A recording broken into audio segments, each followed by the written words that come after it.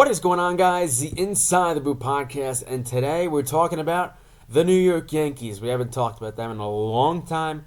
We know the offseason, we got into that, but now it's kind of getting into the expectations. Who's going to have a big year? Who is going to win the AL East? Who is going to do that all? And the New York Yankees, of course, are who we are going to talk about. Don't forget to hit that like, subscribe, and turn that notification bell on so you know when I post all these videos, whether it's the New York Yankees, the New York Giants, or the New York Rangers. Of course, let's get right into it with this New York Yankees team. I think they've had a solid offseason. I know they may have not got, the Alex Bregman, or, they didn't get the Roki Sasaki for the starting rotation, or they didn't get another big name, but hey, Max Fried was a big name. Devin Williams trade was a big name. Trading for Cody Bellinger was a big name, and I think the big thing was, what was the Yankees' plan B going into this after losing Juan Soto to the New York Mets? And at first, when I saw the news, it was around 10 o'clock at night. I'm just sitting on the bed, and I see, Twitter pop up, oh, Juan Soto's heading to the New York Mets. And I just said, all right, this is plan B now. And now the Yankees have a lot more flexibility with Juan Soto going to the New York Mets. And now he's officially on the rival Mets as well. But the thing that I like about the Yankees is improving on the defense. Because the defense is what costed you Game 5 of the World Series. It costed you a lot of games, too. And I can't deal with another season of bad defense. And, just costly errors. And that's kind of why Gleyber Torres is not on the New York Yankees. They didn't want to give him the money. He went to the Detroit Tigers. And the thing with Gleyber Torres that I always stressed about was his defense. His bat was not the issue. I know he had not the strongest of first halves, but during that glimpse, Gleyber Torres not running to first base during that Subway Series. Aaron Boone did what a manager should do, and that's bench Gleyber Torres. So, with Gleyber Torres, he's no longer on the team. I love Gleyber. I love the Gleyber bombs, Gleyber everything. But at the end of the day, defense is what's going to win you championships, and the Yankees got embarrassed. The Dodgers embarrassed them in Game 5 with the costly errors, and overall, they just said a lot of comments to the Yankees and kind of punched them in the face like, hey, the Yankees were in the World Series, but we felt we had this the entire time, is what the Dodgers are probably thinking. And now the Yankees need to go back to that World Series, and I think they definitely have the tools and the team to do so. The bullpen looks good, the starting rotation's got some solid guys, and the lineup, I think, is still good. I know losing Juan Soto is such a generational piece, and yeah, Juan Soto is going to be missed because the amount of runs that man created for the Yankees, whether it was in the regular season or the postseason, it was unbelievable. And obviously, I wanted Juan Soto all the time, man. When we made that trade, the first thing I said was this man was 25 when you could lock him up for a lot of years. The Yankees put their best foot forward and couldn't get him. But let's see what we have here to talk about. And let's talk about this Cody Bellinger thing about the New York Yankees. And when they first made the trade, well, before that, my trade targets for everybody, I kind of figured that this trade was going to happen. And I know he wasn't the best outfielder on the market that was tradable. Kyle Tucker was definitely that guy. But the Yankees didn't want to part ways with Luis Gil, and I could understand that because Luis Gil, what a year that man had. And the big thing is if he can, control his fastball and control his command this year, I think this guy could really have a solid year and be another great starting piece with Garrett Cole, Max Fried, Carlos Rodon, Clark Schmidt, and Luis Gil. Assuming all 5 of those guys are healthy, that would be phenomenal for the Yankees and another reason why they have the chance to win the AL East. But like I said with Cody Bellinger, he's not the greatest bat on the market, but it seemed like just a perfect fit. Lefty, Bronx, Yankee Stadium, could hit home runs, do all that, and that's why they got him. And for good defense that the Yankees lacked kind of in the outfield. It's going to be questionable what we see out of Jason Dominguez this year in left field. Is he going to struggle? Is he going to lose his job? Because Aaron Boone basically told him that, hey, Jason, this is your job to lose. And if you're not going to play well in the outfield or you're not going to hit well, you're probably not going to be seeing a lot of minutes, a lot of time on the baseball field, not really minutes. But, yeah, I mean, I'm excited for Cody Bellinger. And now I know his 2023 season 881 OPS is very good, way above average. And then it dropped to a 751. The good thing is, though, he's still batted 266, and that is good batting average. Obviously, a big dip from 2023. But I think with the Yankees in that stadium, it could benefit Cody Bellinger a ton. It benefits lefties regardless. I mean, Juan Soto had a great year. Not all of it was because of Yankee Stadium, but some of those home runs, some of the times, it helped him. It helped Juan Soto a lot. It helped him make a lot of money. And overall, it's a big thing for Juan Soto to get a big payday. But getting back to Cody Bellinger, of course, this is our guy, man. This is Cody Bellinger. And if there is something I do like about Cody Bellinger is he is a lefty. I've been stressing so much that we need good lefties in this lineup. And Cody Bellinger is just that. He's a good lefty in this lineup. You platoon him with Aaron Judge. Whether they go 2-3 or whatever they did with Juan Soto, batting him second and Judge third. Overall, I think Aaron Boone does put Aaron Judge back in the 2-hole. And for our leadoff guy, I'd like to see Jazz Chisholm get a shot at the leadoff role. He's got a ton of speed. He could steal a ton of bases. I don't think Anthony Volpe is ready yet to play the lineup. To be the number one guy in the lineup and be the leadoff guy that Anthony Volpe may be down the road. We saw that a few times when Aaron Boone had him in the top of the lineup. Didn't really work out well. And, honestly, I think I like him in the 6, 7, even the 9 hole. Because if you get him at the 9 hole and you have Jazz at 1, assuming Anthony Volpe gets on, Jazz gets a base hit. I mean, Volpe has the wheels to go first to third or even first to home. And you got both of those guys stealing bags. I think the Yankees are going to use their speed a lot this year. They got some fast guys. I mean, even Jason Dominguez, he stole 5 bags in 2024. I could see him having a solid year, getting 10 plus, 20 plus bags maybe, something like that. I think Jason Dominguez can be another guy for the catchers to watch out on the base paths. For Cody Bellinger in his career, in 29 games, he's batting 284 against American League East opponent. If there's something that I was worried about was facing an AL East team in the playoffs, if it was Baltimore or if Boston snuck into the playoffs, I would have been a little worried because the Yankees have struggled. And, I mean, yeah, did they have a quote-unquote cakewalk to the championship, to the World Series? Sure, because they do dominate AL Central teams. They dominate the Guardians. I think if the Tigers got in over them, they would have beat the Tigers.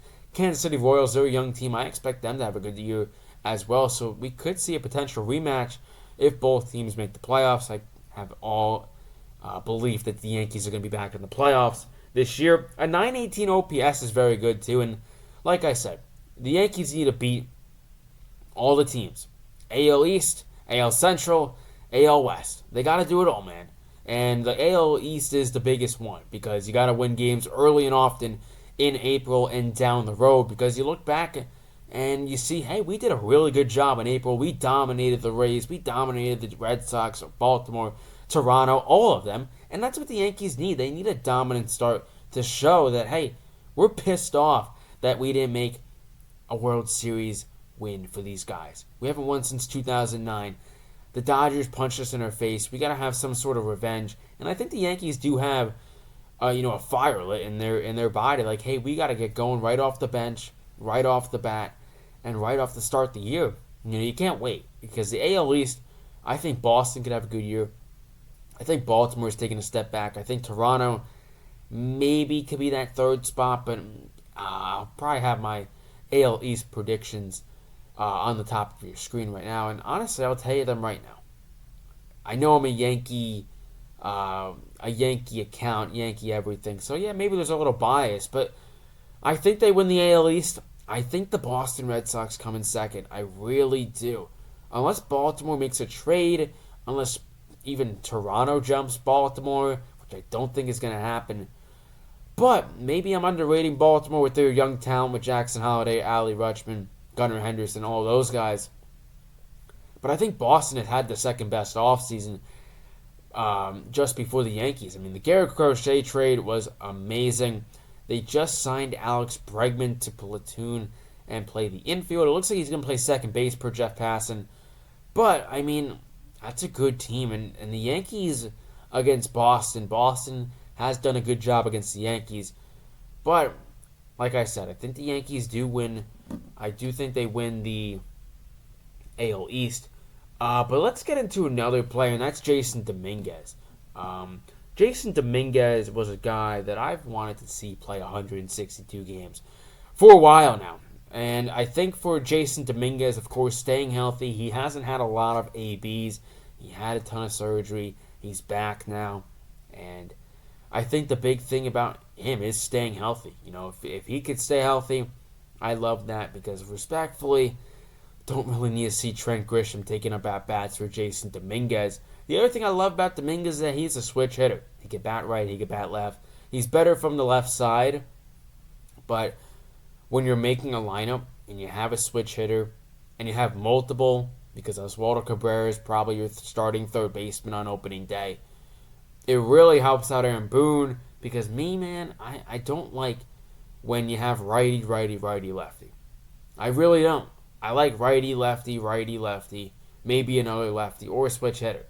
Because I feel like with these managers, you got to have a lineup that isn't just righty dependent or it's not just lefty dependent. I'd rather it be more lefty dependent than righty dependent on a Yankee Stadium. But, yeah. Another thing with Jason Dominguez is, it's a big year. 2023, 31 at-bats, 8 hits, 4 home runs, 980 OPS, but that's only in 31 at-bats. So don't take the 980 OPS like, oh my gosh, he was smashing the baseball. He was having some good ABs, but we'll see what 2025 holds. In left field in 2024, he had a 957 fielding percentage. That's not very good. You want to be in the 990s, 980s, or even 1,000.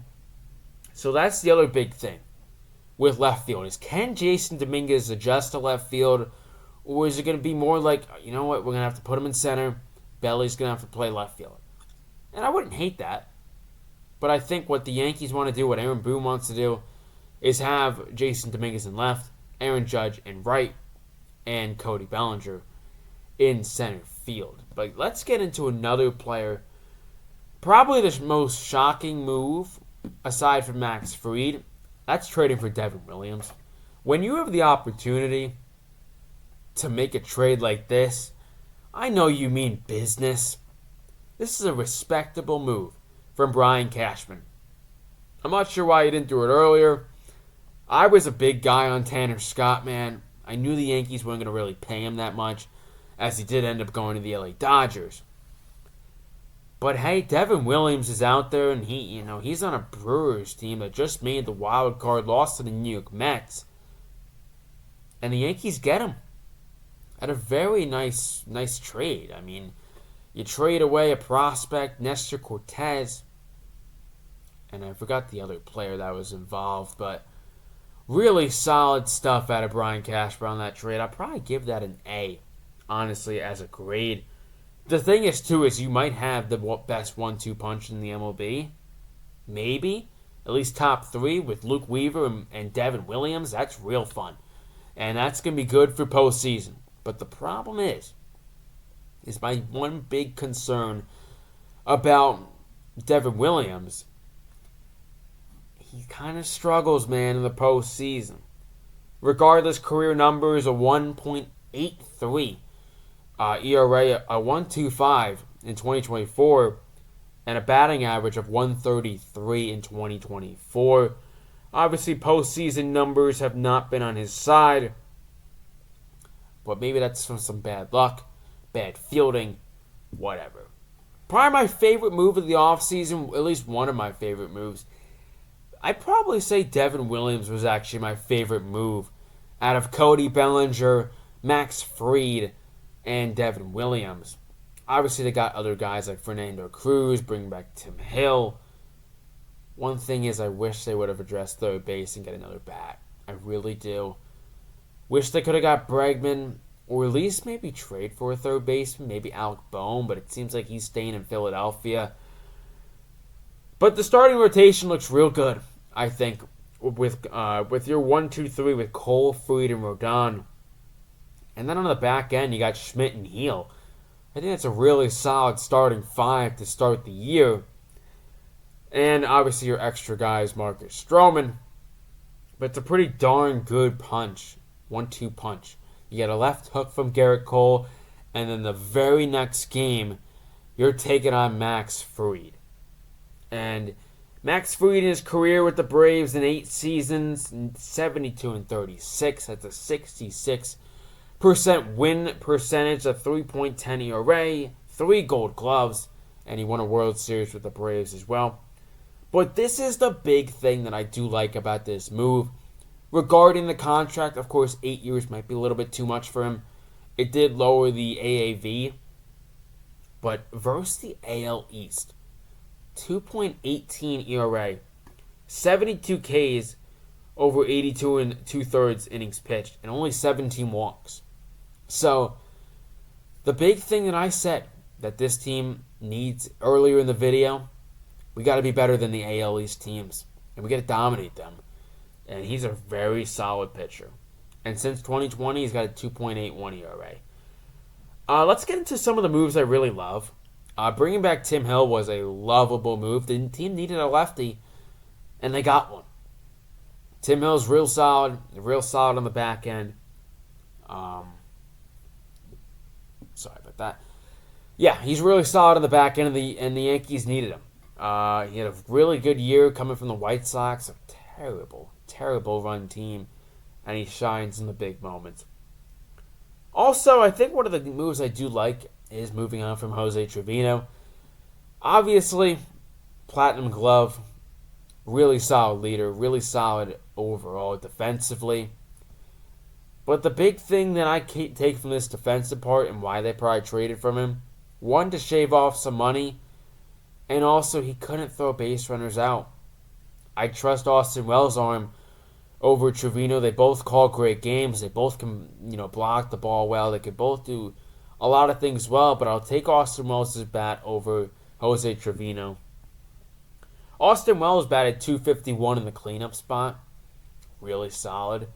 And he also had 42 RBIs, 47 hits. In 48 games, they were never going to move on from a younger catcher like Austin Wells over a veteran like Jose Trevino. And also, trading for Fernando Cruz. This guy's gross. This guy has the stuff to be an elite reliever. And I think with Fernando Cruz, you just got to see how he plays out. He's a guy that has filthy stuff, and we'll see how he is. And then finally, I like signing Paul Goldschmidt. Unfortunately, Anthony Rizzo couldn't really stay with them. He had so many injuries. And, the miscommunication, I don't want to get into Game 5, but, yeah, 261 career postseason hitter is Paul Goldie with 16 RBIs in 23 games. And these are kind of the unfortunate move, but it had to happen. That was moving on from Gleyber Torres. 18 errors at second base is obviously unacceptable, and he was unwilling to play third base too. But yeah, I'm excited to play against the AL East. I think we're going to do really well against them. I think you're going to play really well against the AL in general. Mainly the teams I got to watch out for are the Guardians. I think you still got to watch out for Baltimore because they could be a sneaky team. Got to watch out for Boston, and maybe another team is the Texas Rangers. But outside of that, I think the Yankees match up real well against a lot of these teams. And especially, especially Houston. Because Houston has had the Yankees number for a while in the postseason. But to wrap up this video, I got some award predictions. Early award predictions for the Yankees specifically, not MVP around the league. This is MVP everything around the Yankees. My breakout years this year, Anthony Volpe, shortstop of the Yankees, and Jason Dominguez. Both are super young. For Volpe, it's not his defense that needs improvement. It's just that bat. And if he could bat 260, maybe 270, I'd love that. You know he could steal bags. You know he could be flashy on the base paths. He's got an elite glove. There's a reason why he's won a gold glove. And then Jason Dominguez, I think just this year he's going to take off. I think we're going to see a full season out of the Martian, and he's just going to have a really good year. 3 guys I see big years out of. Number 1 is Jazz Chisholm. I think Jazz could have a great year. I think he could hit 25 home runs and steal 25 plus bags for the Yankees.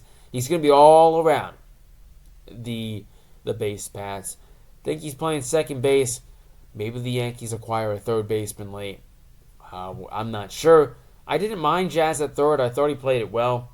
My next guy is Max Fried.